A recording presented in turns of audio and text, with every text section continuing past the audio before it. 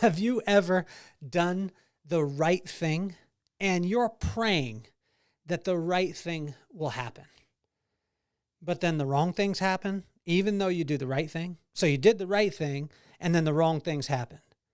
But you prayed before, you got yourself prepared, and you thought, if I do this right thing, why could it ever be possible that something bad would happen to me when I'm doing right? I don't know if you have ever felt this, but if you have, you're a human being. I think a single one of us has thought this. I woke up the other day, I think it was about 4:00 in the morning, because I woke up to Ziggy, our little puppy that we got on vacation. Don't do that ever. But he's jumping on me and licking my face and doing all this stuff. And he seems so cute, which is, so great, I guess. And I get up and I'm like, what, I could act like I'm asleep and just let my wife take him out. And then I thought, nah, I should do the right thing. Do the right thing, because if you do the right thing, the right things happen. That's what I've heard my dad say before. I've even said it before. And but there have been times in my life where I did the right thing and then the wrong thing happened, and then I questioned God, and then we have this, I argue with him a little bit, and then he shows me some new things and I learn. But this time I was like, well, I'll do the right thing. I'll get up, I'll take Ziggy out, I'll do the stuff, and I take him out and he potties and does all the stuff. And I'm thinking, man, I am a good husband. That's what I was thinking. I'm a good guy. I mean, it's 4:00 in the morning. I'm about to leave to, an engagement that I'm going to, but you know what? I got to do this. I got to do it right for my wife, all this stuff. And then I, let him back in the room. I walk up, and as I'm going into the laundry room, because I need to change the laundry out, bam, I feel some like almost cold Play-Doh as I step down. And I'm like, man, there's no way that my kids at 13 and 15 play with Play-Doh. And you know exactly what I'm talking about. My dog had doo-dooed right in the door as I walk in. And I stepped, and then I kind of peeled back, and I was like, oh man, maybe I just stepped and it squished, and I didn't, but it squished and it stuck to my foot. Now at 4:00 in the morning, I'm like, oh my God, I want to wring this dog's neck. And I remember saying to God, you better have a very good lesson through Proverbs 22. This was on the 22nd of the month. And I said, you better have a good, and this is how I was talking to God, you better have a great storyline or something to be able to teach me about this, because I just stepped barefoot in some dookie. But I tell you, in Proverbs 22, it prepares us for the dog poop that we will inevitably squish with our bare foot while the culprit looks us dead in the eye. And so I'm excited to be able to share this. I was so frustrated at the time, but I tell you, God delivered like he always does in Proverbs 22. So why don't we get this party started?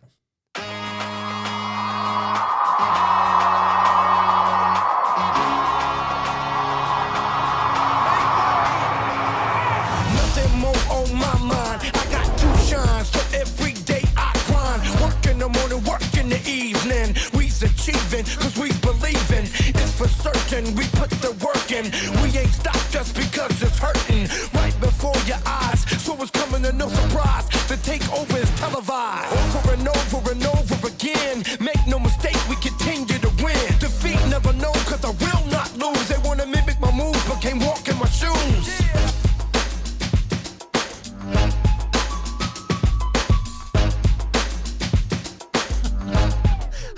I don't think that there's anything more frustrating than getting up and being in the dark and stepping barefoot in some dog doo-doo. If you haven't had that experience, go ahead and do it. And what I would suggest is do it while your dog, and this is how Ziggy works, he looks me dead in my eye while while the stuff is happening.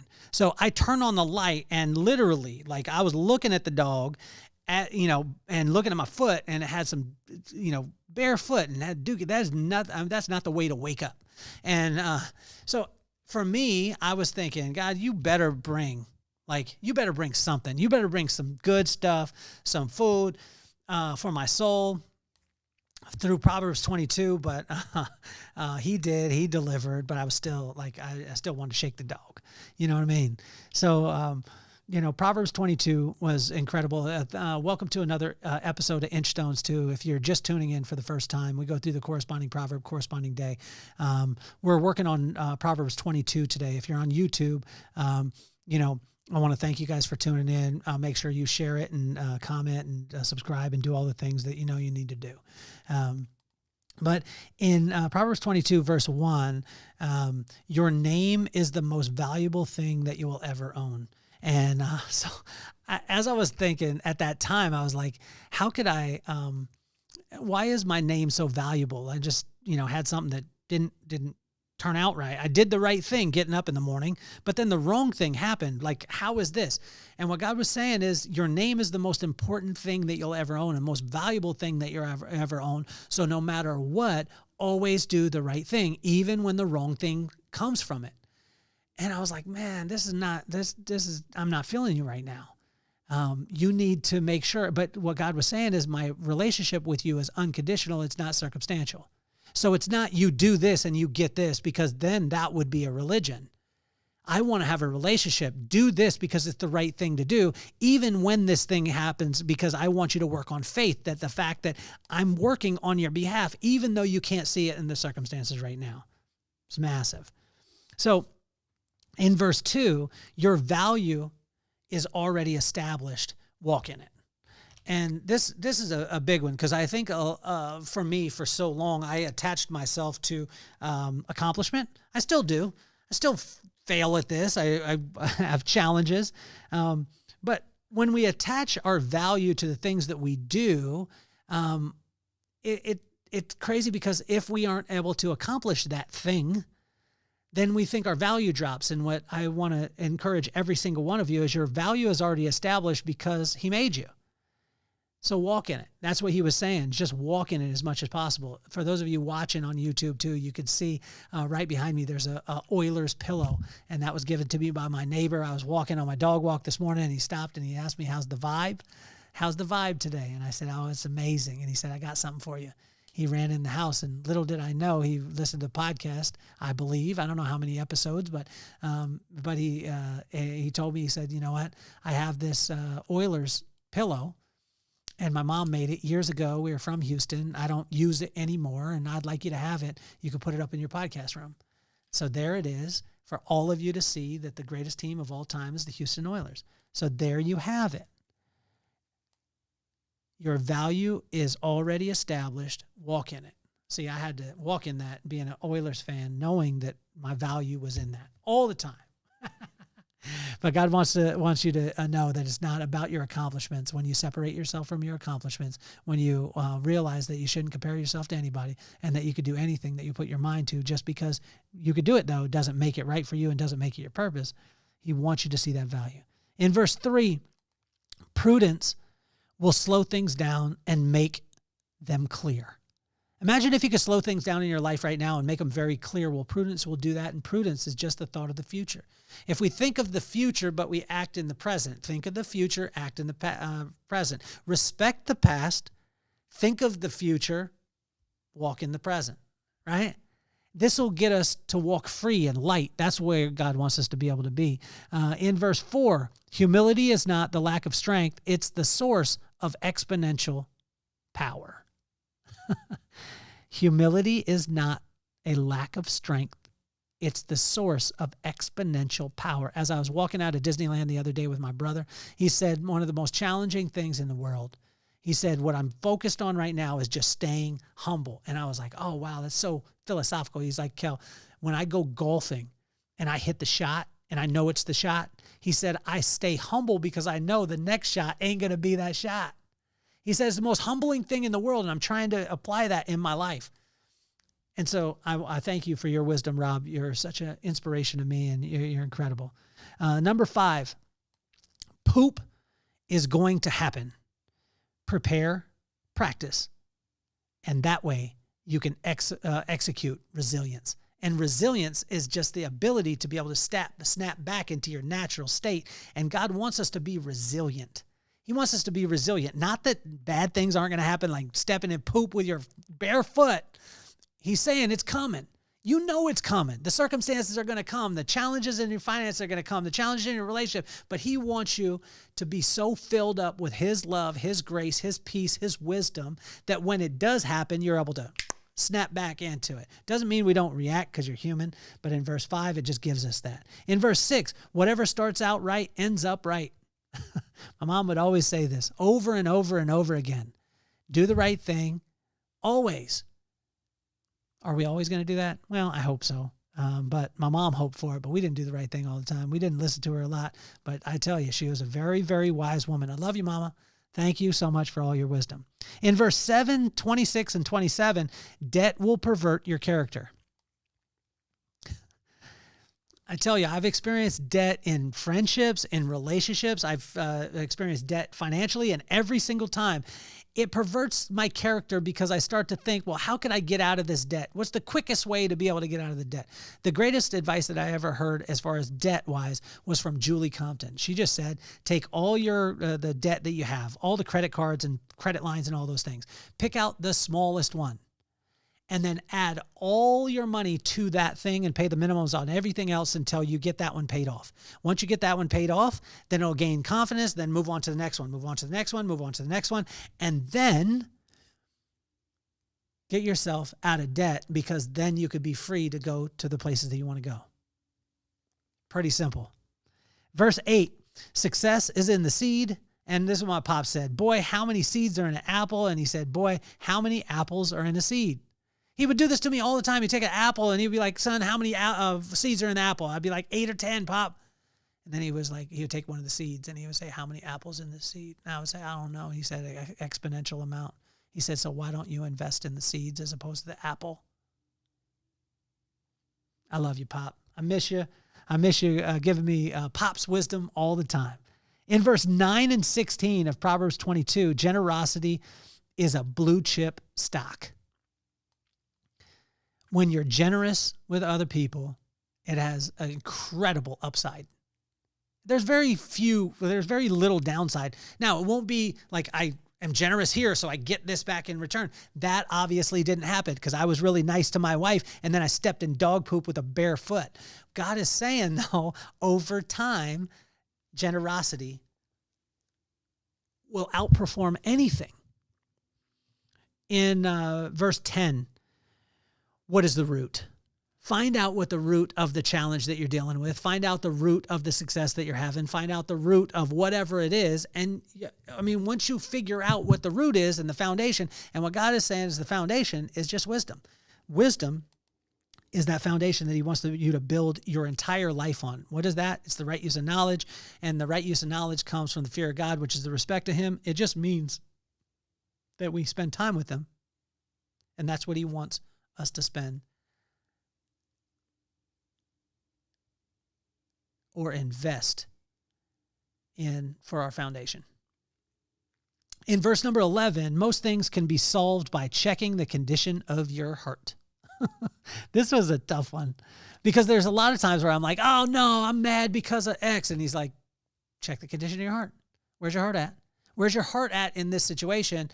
When your heart is in line, when you align your heart and your mind and your actions, when you do that, things will start to move towards the way that they need to go. But most of the time, things can be solved by checking the condition of your heart. Why did you do it? What was the real reason? Not what you intended to do, but what was the real reason? What did you believe in that situation? In verse 12, is God's promises are true. That's a pretty easy statement. In verse 13, 15, laziness is the Michael Jordan of excuses. Laziness is the Michael Jordan of excuses. In verse 14, distractions filtered are just silly lies. But what are you filtering them with? Distraction, when you filter it with wisdom, is just a silly lie. When you look at it, it's like, that's not even true. But if we don't have the wisdom to be able to filter it with, that's where we get into challenges. That's why it said in a couple of verses before that most of the time things can be solved by looking at the condition of our heart. Fill your heart with wisdom. That wisdom is the right use of knowledge. It comes from the fear of God or the respect of him, and just means you spend time with him. That's what he wants you to build your life on. In verse 17 through 19, listen to wisdom, store it up, speak it, so that you will trust in the Lord. Let me say it again. Listen to wisdom, store it up, speak it, so that you will trust in the Lord.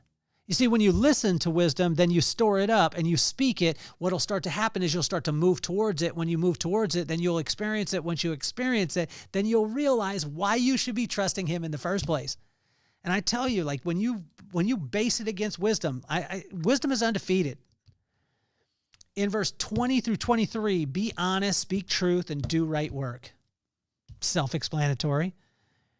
Verse 24 and 25, the company you keep is imperative. I learned that from my buddy Will and from his mom. She was always huge on this. Be careful of the company that you keep and the friends that you have around you. I have the greatest friends in the world.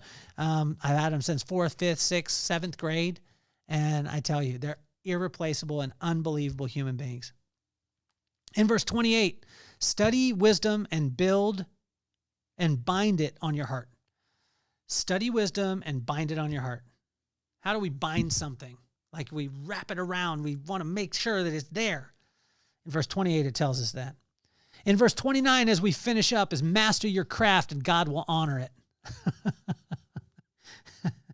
Whatever your craft is, right? Whatever your craft is, no matter what it is that you do. Say with myself, I was very fortunate early on to have an incredible career in the professional beauty industry. For 30 years, over 30 years. It was amazing. God honored that because I mastered my craft. Now in the keynote speaking world, in the podcasting world, have I mastered it? No, I'm working at it, and I want to work at it as much as possible. I want to honor it, and God will honor those things that we master, but dedicate ourselves to it. See, Proverbs for me never disappoints. There is a multitude of instructions needed for the barefoot poop that you're going to step in throughout your life. The good thing is that we serve a God that already knows what we need before it ever squishes between our toes. Ziggy, I love you, but sometimes I want to shake you. See, God already knows about the poop that's going to happen. He already knows about that. He knows when you're going to step in it with your bare foot like I did. But he's also preparing you right now. And he wants you to store up so much wisdom that way when you hit it, it doesn't mean you don't react, because I did, and I lost everything inside of me, but that we're able to have resilience, which means that we'll snap back into natural state, and that natural state is exactly who he planned you to be and gifted you to be, so you can go out there and tell the message of the poop that you step in and encourage somebody, because someone's about to step in poop, but they don't have the wisdom yet. And they haven't grounded themselves in that. And that's going to literally, their life could fly apart because of a small thing that happened and an overreaction to it. So I want to encourage you to share your story as much as possible. Dive into the word. Dive into the word as much as possible. Proverbs 22, honestly, it never disappoints. How could you, God, take dog poop on my bare foot and turn it into a message? Well, you just did. And I want to thank you so much. I want to thank you all for subscribing, commenting, sharing it with your friends. My name is Kelly Cardenas, and I'm officially off the hot seat. Peace, love, and soul.